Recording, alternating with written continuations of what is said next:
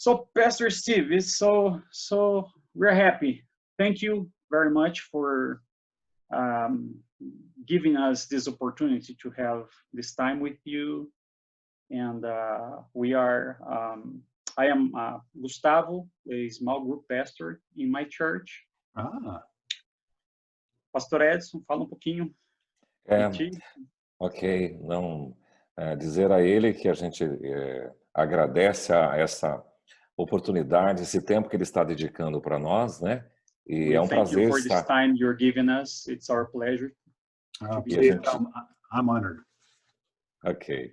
E a gente espera, né, ouvindo um pouco da sua experiência, aprender algumas coisas mais, né, sobre isso. And through listening to your experience, we hope to learn a lot about the passion you have on small groups. Há alguns anos atrás, nós lemos o livro do Rick Warren acerca da igreja com propósito e foi muito estimulante conhecer a visão da igreja. Some years ago, I got to read the book Small Groups with Purpose from Rick Warren. And then it was very encouraging to us to do church the way he used to say in that book. Ok. E a igreja de vocês é inspiração para a gente. And your church, the Saddleback Church, is a great inspiration for us here. Okay. We are the Presbyterian Independent Church here in Dourados, Mato Grosso do Sul. Is a center-west state in Brazil. Okay. In our city here we have 200,000 people. Wow. Ok. Bom, eu acho que nós poderíamos começar com uma pergunta, né, Gustavo? Falando assim, que a igreja de Saddleback se tornou muito conhecida aqui no Brasil através do livro Igreja com Propósito, pastor sênior Rick Warren. Agora, quer ser uma igreja com propósitos? E aquela proposta inicial que o pastor Rick escreveu é a mesma de hoje? Como é que a igreja trabalha isso? Saddleback Church became a church very known in Brazil through Rick Warren and his book. So talking about Driven Purpose Church. So what is Driven Purpose Church? You know, and does that beginning vision, the vision you had in the beginning, remains the same, or you have changed some ideas, or have improved it? No, I mean it has stayed the same. It has always been focused on the 5 verbs, the Great Commission and the Great Commandment, and it's what Jesus prayed in John 17.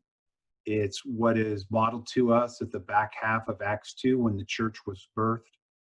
And all those themes play out of each one of those 5 verbs of fellowship, discipleship, serving, evangelism, and worship. So for 40 years, a Saddleback Church has stayed focused on building that into the heart of individuals and into the groups that they're a part of. Oh, thank you. So you remain the same vision, the same idea. Yep. Very nice. Ok. A respeito do pastor Steve, né? Há quanto tempo o pastor atua com grupos pequenos e qual é o desafio de fazer gestão e dessa área? Quantos grupos pequenos a igreja tem e a coordenação dele? Pastor, we would like to know about for how long have you been working with small groups, and how is being the challenge, you know, of working with small group being to you? So I have been in ministry since '82, started in 1982, but for about 35 years of my ministry, I've been focused on small groups.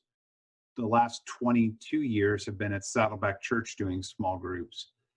And I guess I would answer your question, instead of what's made it the hardest, I'll flip it to what's made it the easiest.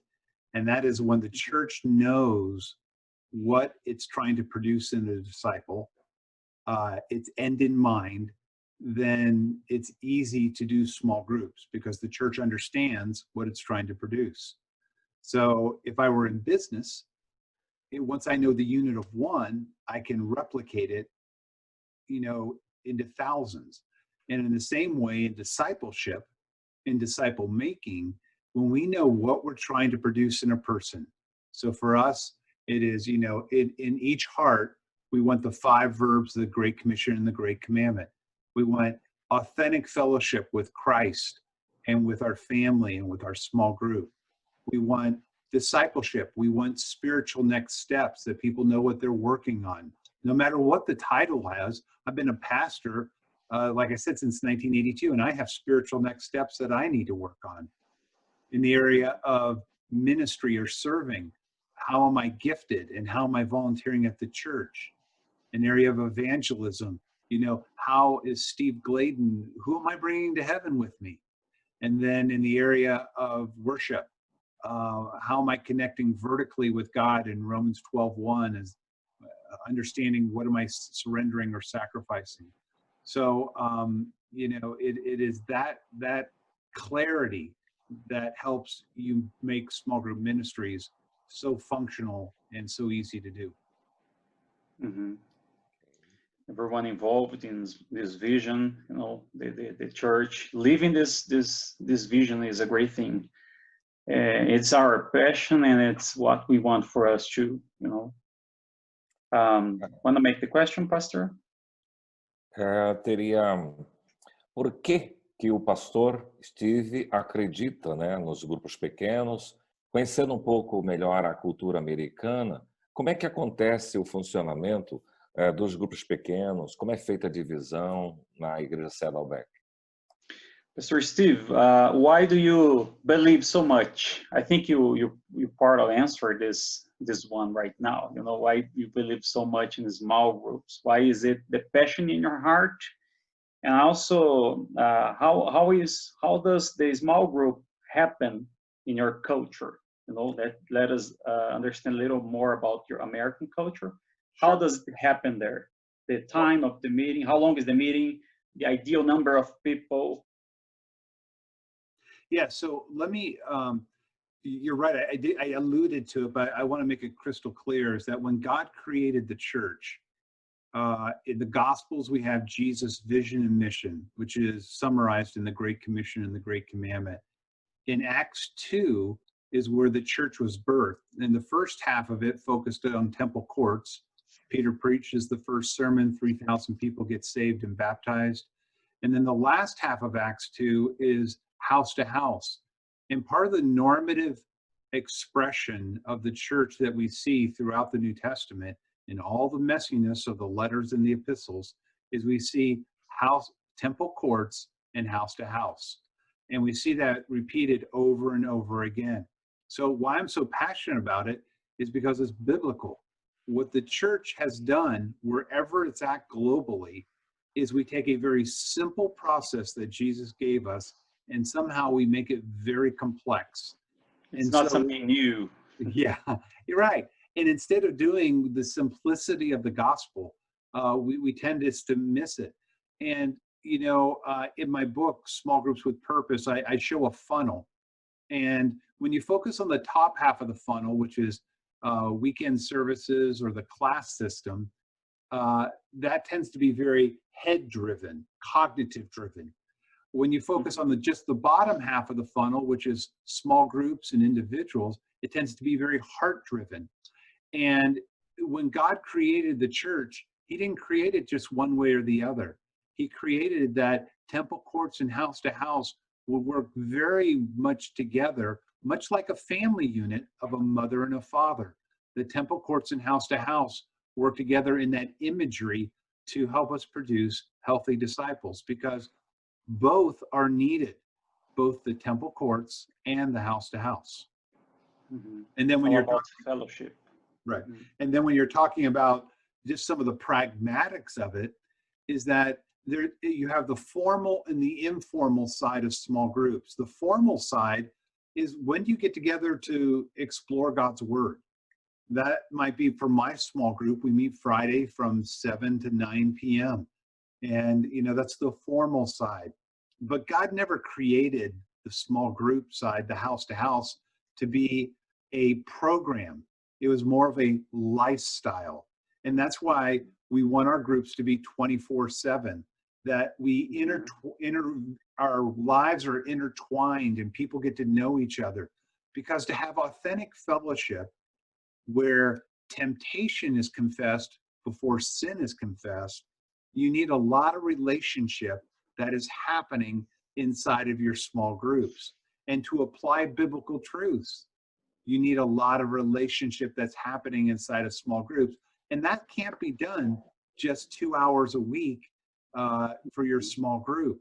So you got to think of it in a more organic lifestyle, because the Bible's written on a family system. It's not written on a governmental system, although a lot of our churches are structured like the government, and they tend to be about as effective as the government. They're not structured as a corporate system.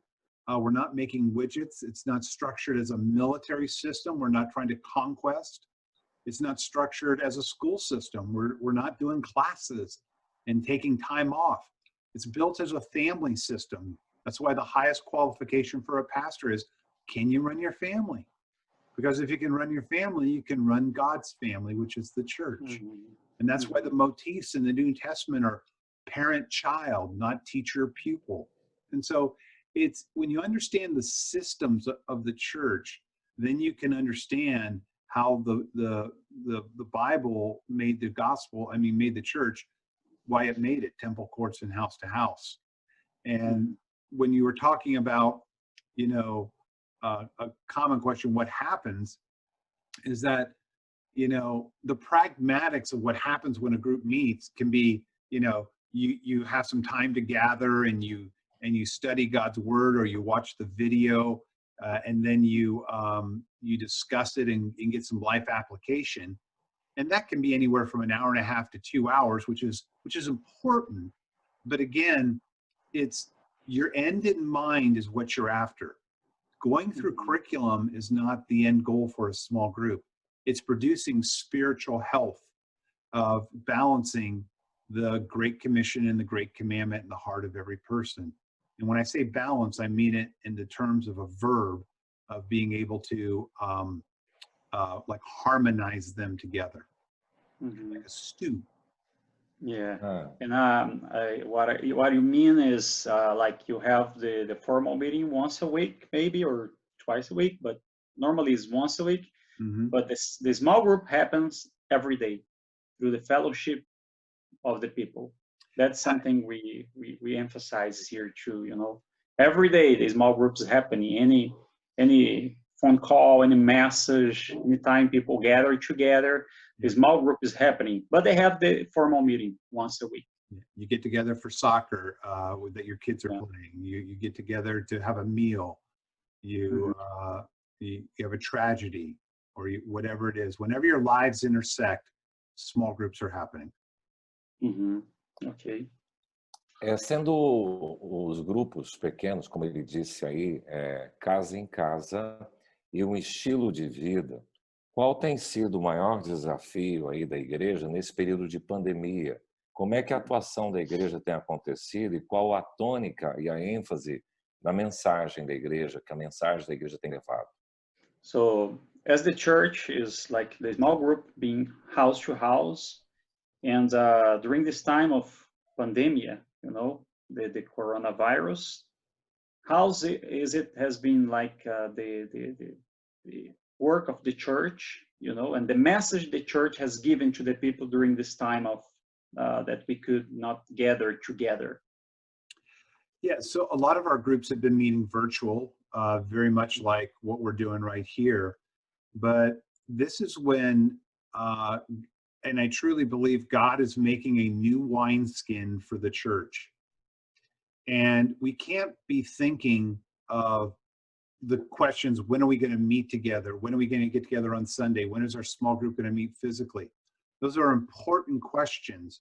But what we need to be thinking of is, what does God want us to do? And part of what we've been doing at Saddleback, instead of being a gathering place where we're trying to gather people in our homes and gather people at our church, we're trying to move from a gathering church to a mobilization church, to mobilizing. And part of what we're channeling a lot of our small groups to do is to help take care of the food that is needed in our communities, how to take care of the families that are needed. So the church, what we are doing is pushing everybody to not think so much, when do I get together again to study a curriculum, but how can you go outside during this time and minister to the community wherever it's needed. And in every place around the world, it's going to be a little bit different.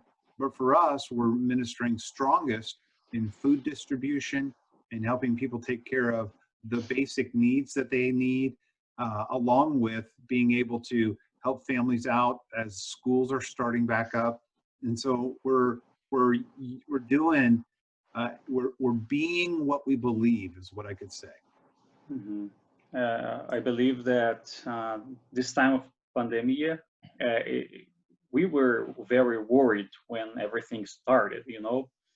But praise God for the tools we have. Like we have Zoom, we have, you know, other tools we could like relate with people. We can speak to the people. We can take care of the people, even not being able to be together.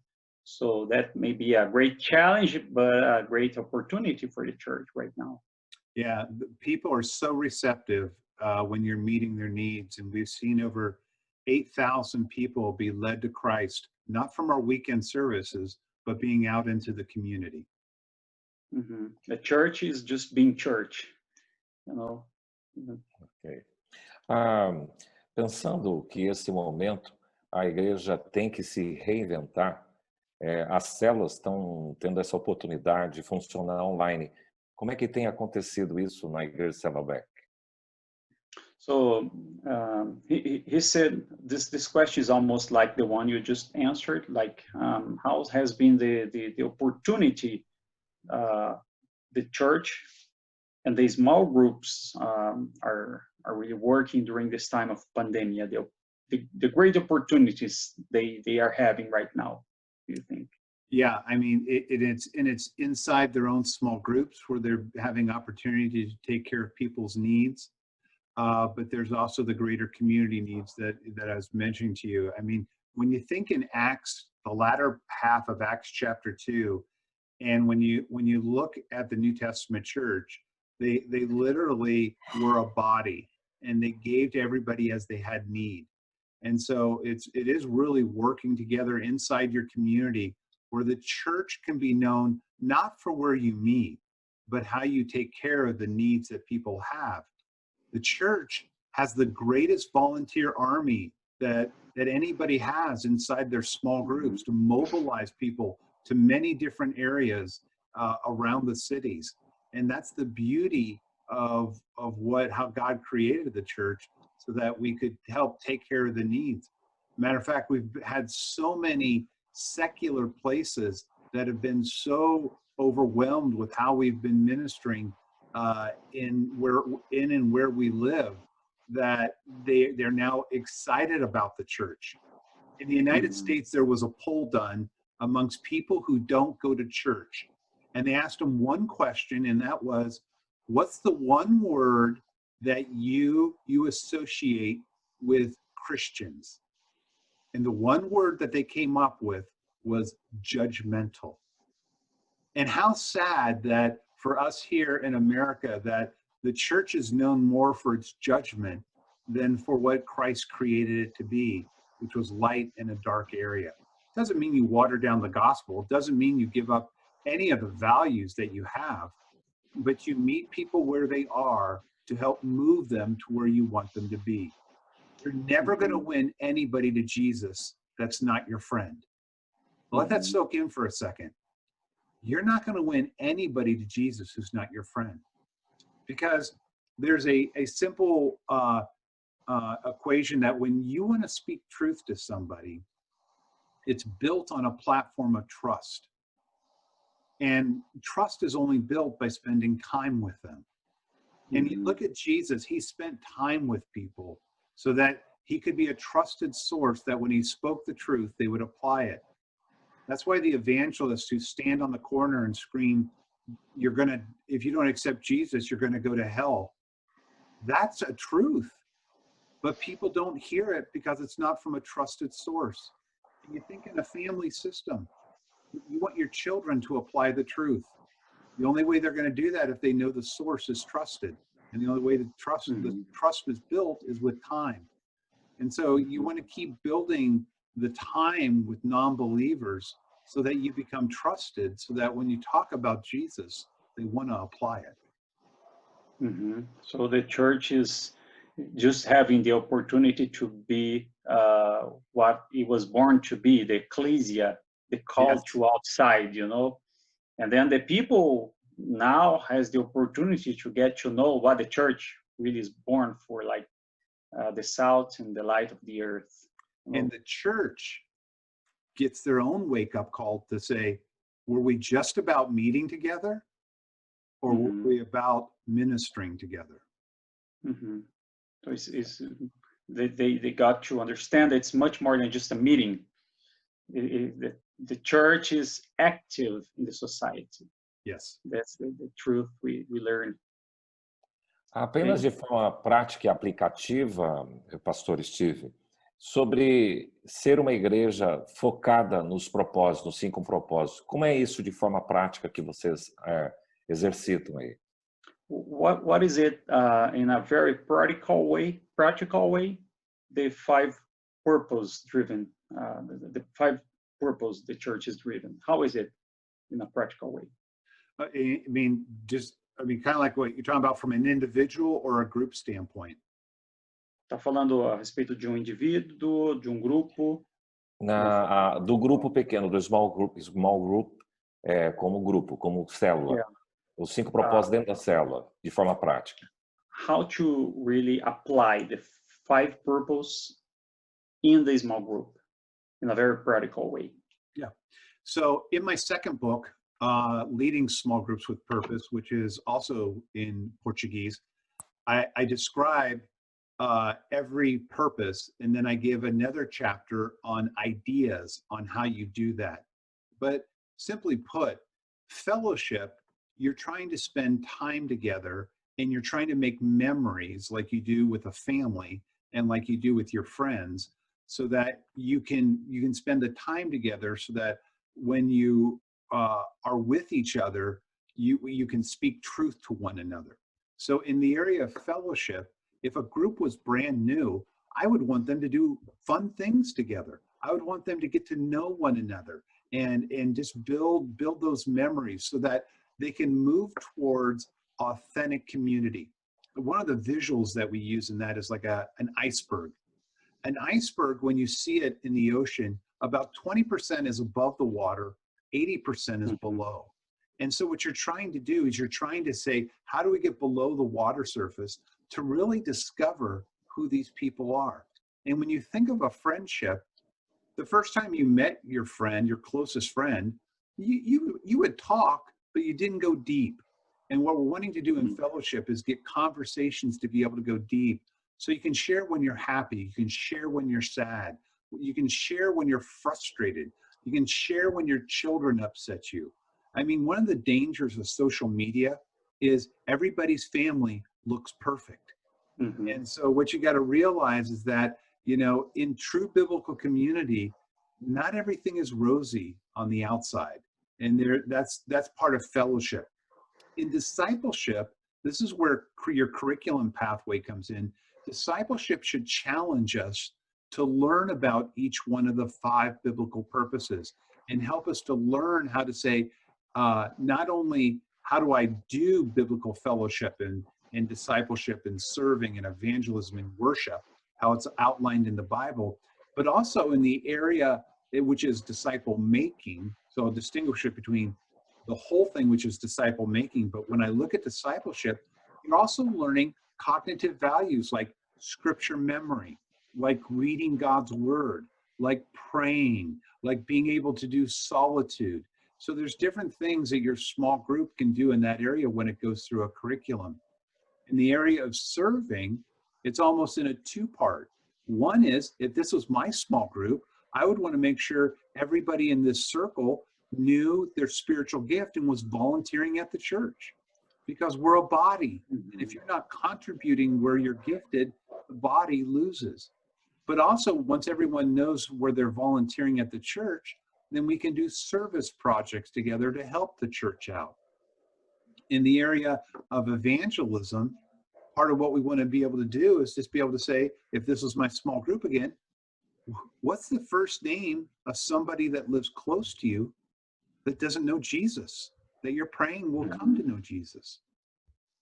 And when you know those names with everybody, you understand 1 Corinthians chapter 6, verse 3, when you're talking about some plant, some water, but it's the Lord who brings the harvest, so that we can build relationships with people.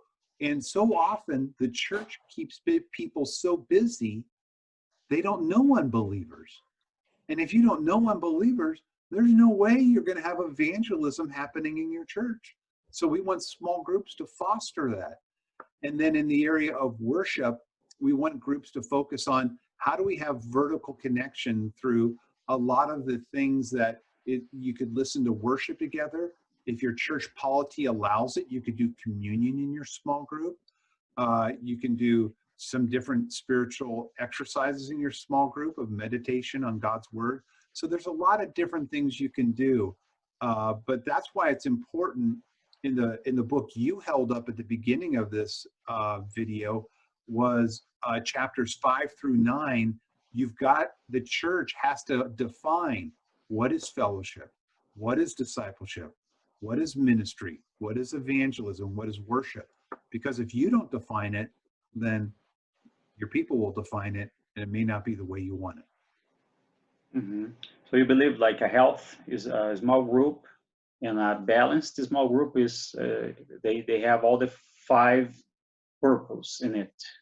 Yeah, they don't do it all the same night, but they over the course of 6 months, you look at how much of each one have you done. And that's where in chapter 10 of Small Groups with Purpose that you held up, we talk about a group plan and an individual health plan, because you want to focus on health, not just knowledge. Because I know a lot of people who know a lot up here, but they don't love people. And sometimes the most problematic people in your church, they know the most, but they just don't know how to love. And 1 Corinthians 13, which has been relegated to weddings, but when you read 1 Corinthians 13, it says, you can fathom all the knowledge of the world, but if you have not love, you're nothing.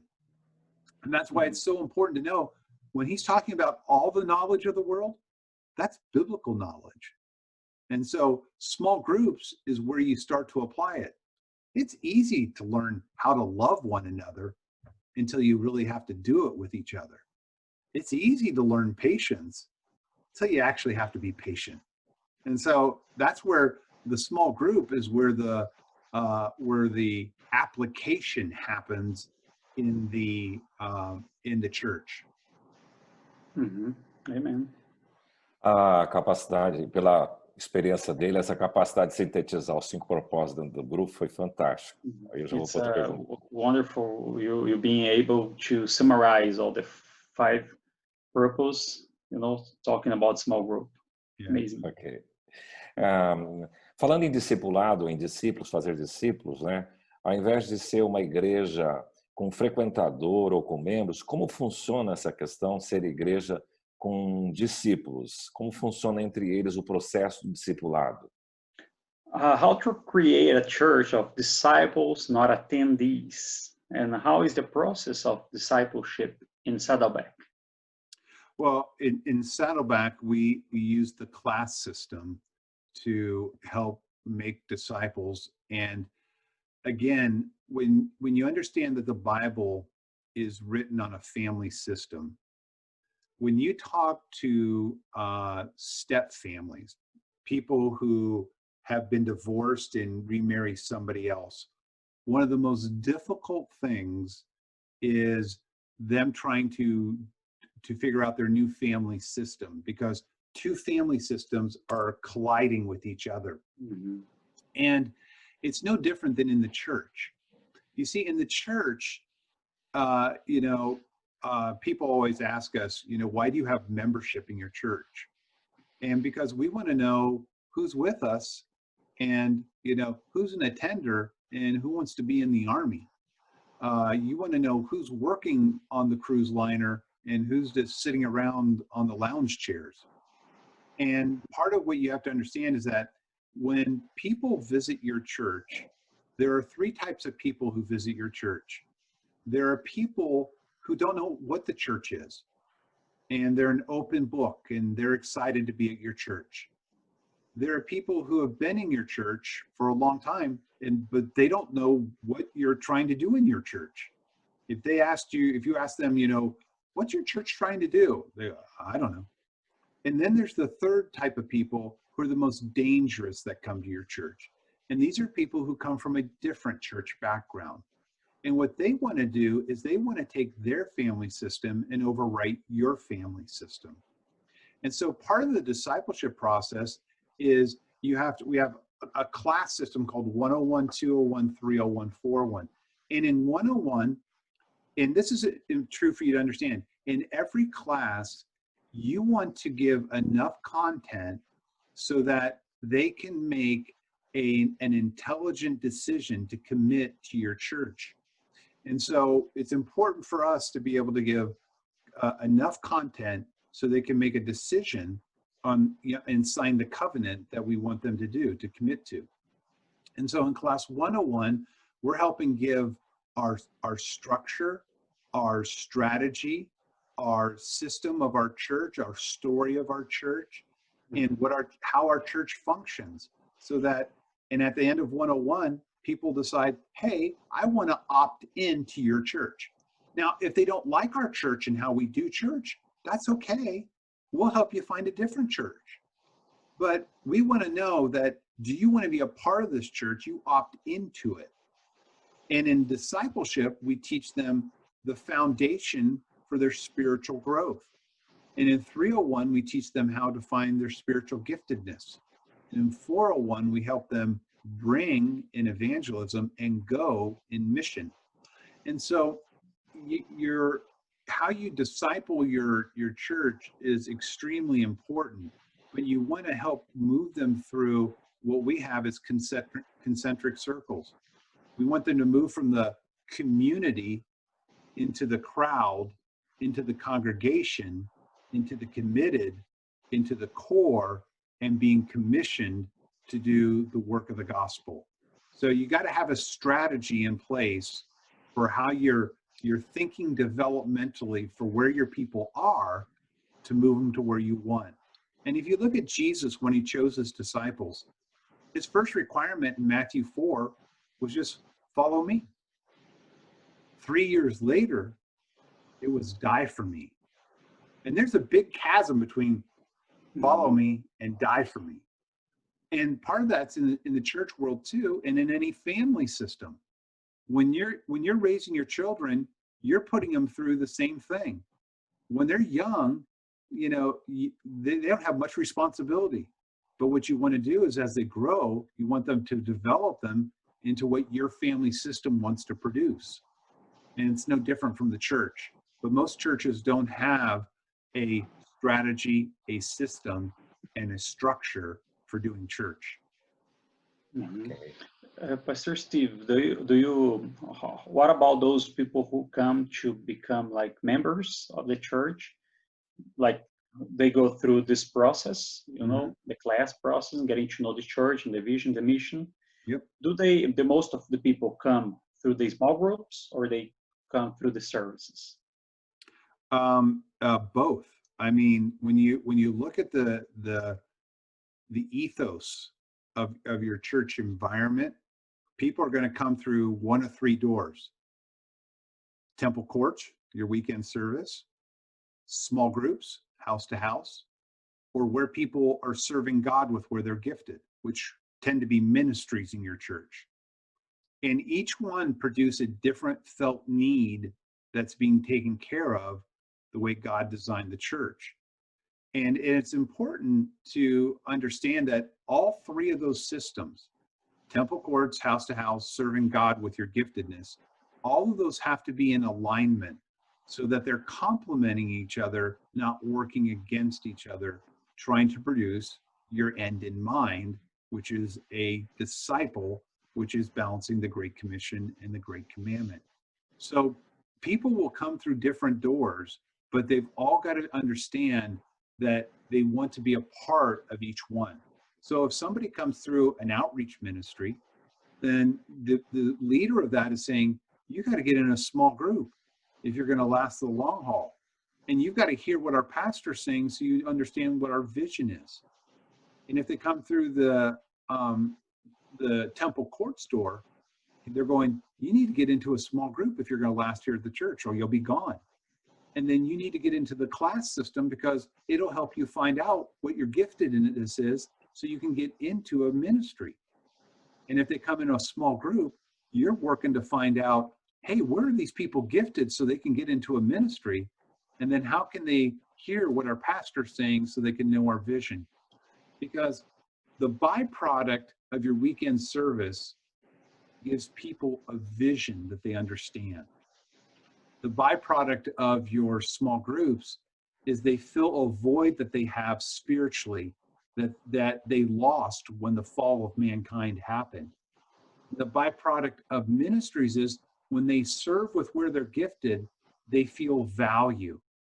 And so when all the systems cooperate, the church is healthy.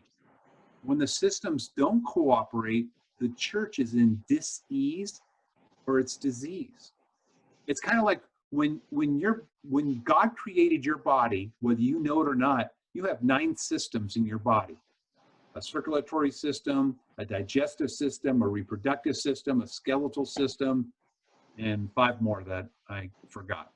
But when one of those systems is not functioning right in harmony with your body, and medical science says your body is in dis-ease or it's diseased, it's sick.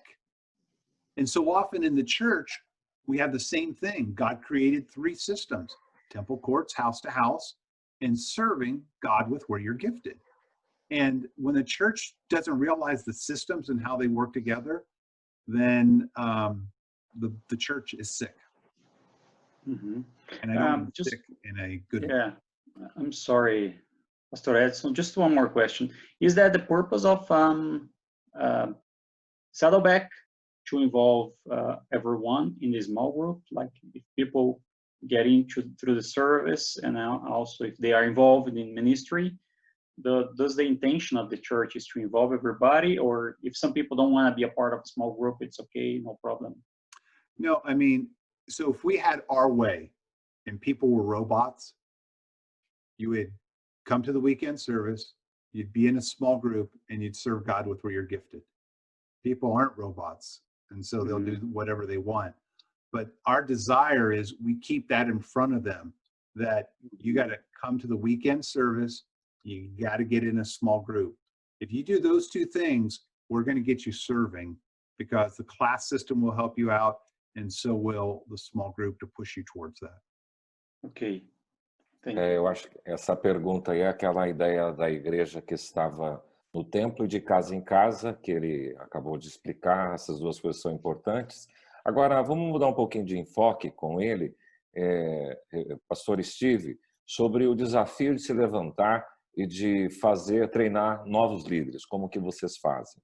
We want to just change a little bit the direction.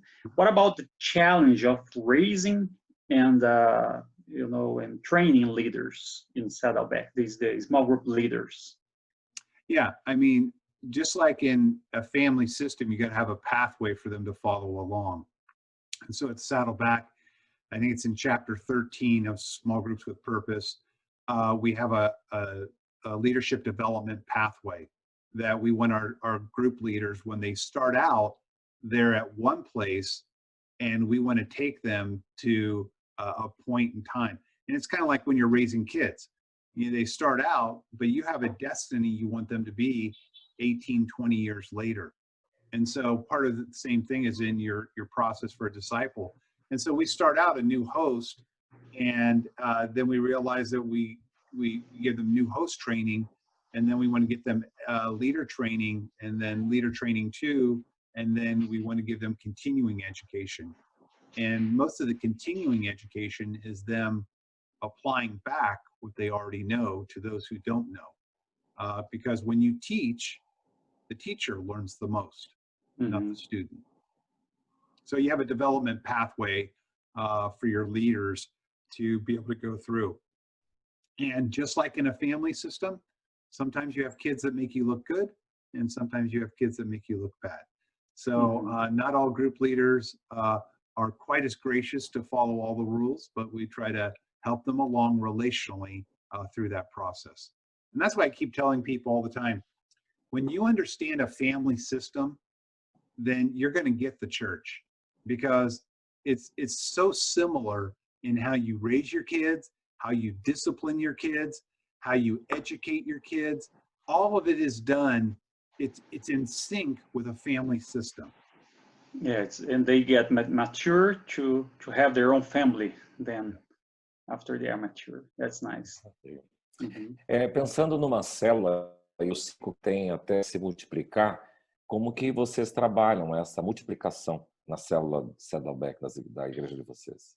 The question is, when a group is ready to multiply, when like the leader understand or the church give the small group a time, you know, it's good for them to, during this time, prepare for the multiplication. So we do this very differently.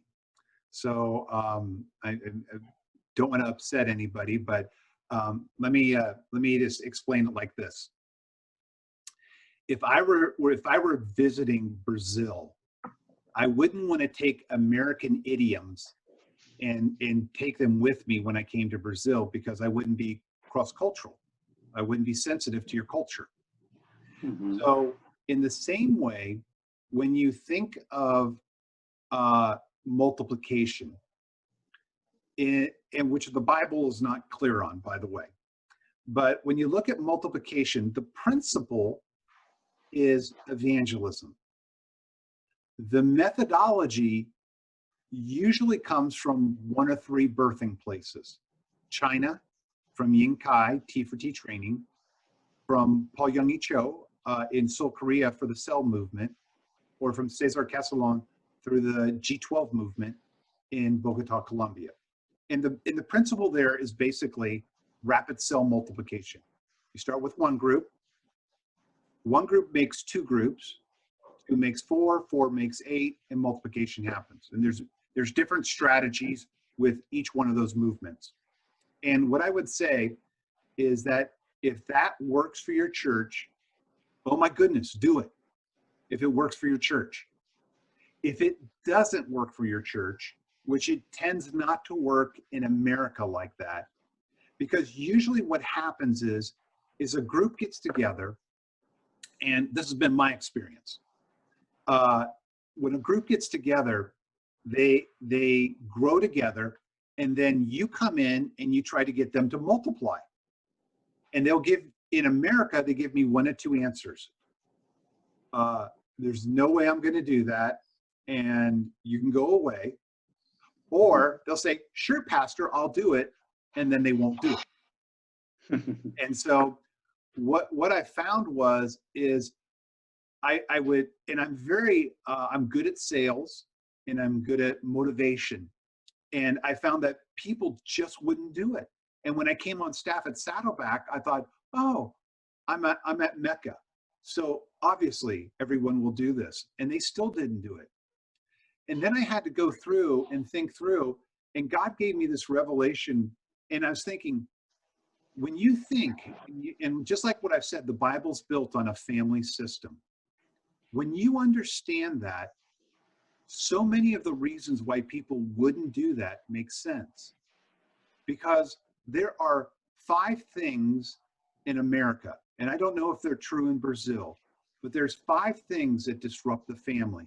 2 primary, 3 secondary. The 2 primary ones that disrupt the family unit are divorce, and in America, over 40% of the people in America have gone through a divorce. In Orange County, where I live, it's 72% divorce rate. Wow. So divorce has shattered a lot. The other thing that's shattered the family unit is step families. And in the United States, the 2015 census, in the United States, 57% of children under the age of 18 are being raised in a step family environment. And it's not uncommon where I do a wedding and I have 4 parents on both sides. They're not all sitting in the same row, but there are 4 parents on both sides. Wow. Those are the 2 primary things that disrupt the family unit. There's 3 secondary ones that aren't as severe. In America, it's the military system tends to move people around and disrupts the family. Corporate America, when people get jobs, they're moved around, they're moved away from their family system. And then higher education, outside of university. Like my daughter goes to a university, it's a 4-hour plane ride from me. And she's living there now because she met people. So our family unit is disrupted. Now, when you understand that, and then you do small group ministry biblically, where people find authentic fellowship, and they build in discipleship and serving and evangelism and worship, all of a sudden, then you have these people who are experiencing with the Bible, the hole that people have been having that the Bible fills. And then you come along and say, hey, now that you have found biblical community, let's break it up. And it's no wonder people say no. So now we're back to the same problem. The principle is evangelism. What are you going to do with it? And so for us, what we do is we build our groups organically through friendships. And we say you can stay together as long as you like. But one of the things we hold them very highly to in every one of our small groups is you've got to be doing personal evangelism. So our answer is the principle is evangelism. The methodology is high personal evangelism. Because if you don't have personal evangelism happening, then what can happen is your group turns inward. So you can read about that in my book in chapter 8 and in chapter 17. Those 2 chapters are how we handle what you were asking about is multiplication. Mm-hmm.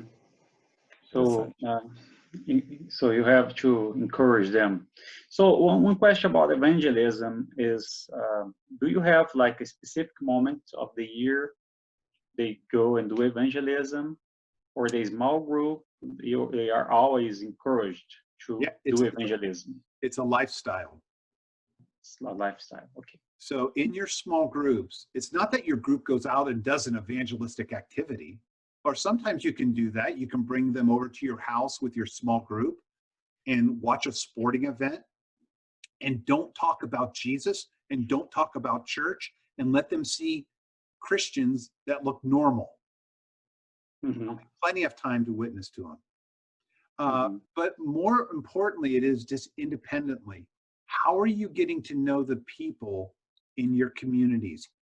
How are you getting to know your neighbors? How are you getting to know your work people? How are you getting to develop a friendship? How are you building a bridge that Jesus can walk across? Mm-hmm.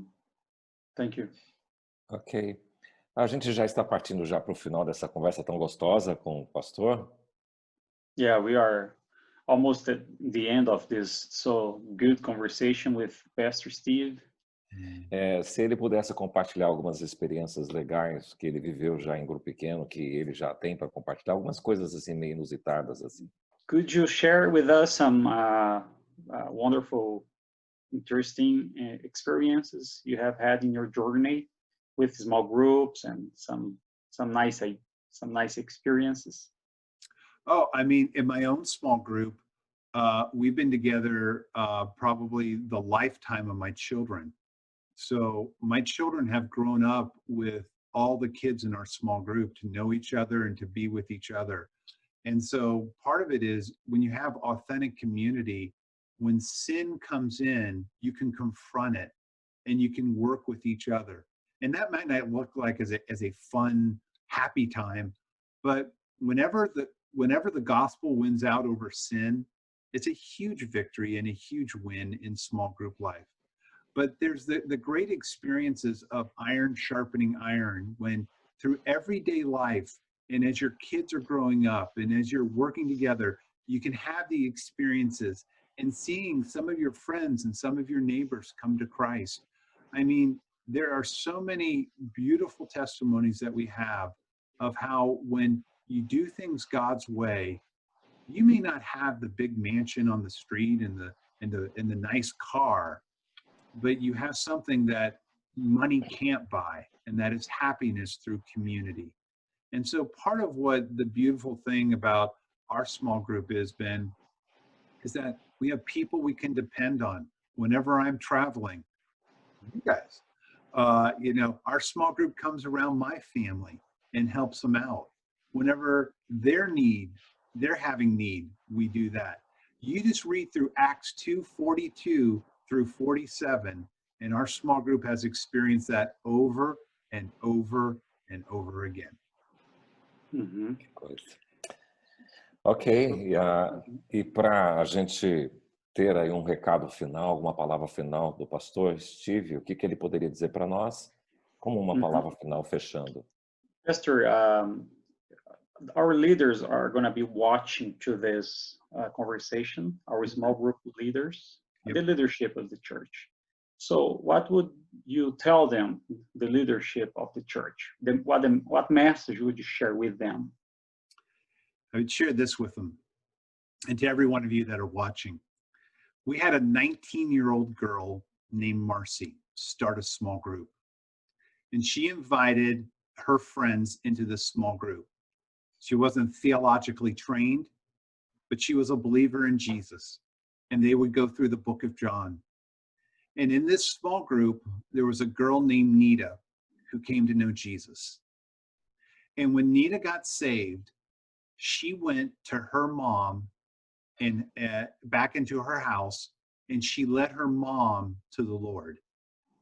A little while longer, she led her little brother to the Lord. Then the three of them tag teamed on their father, and their father came to the Lord.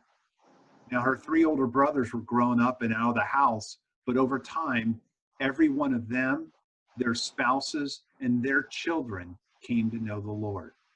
Amen. 19 people came to know Jesus because Marcy started a small group.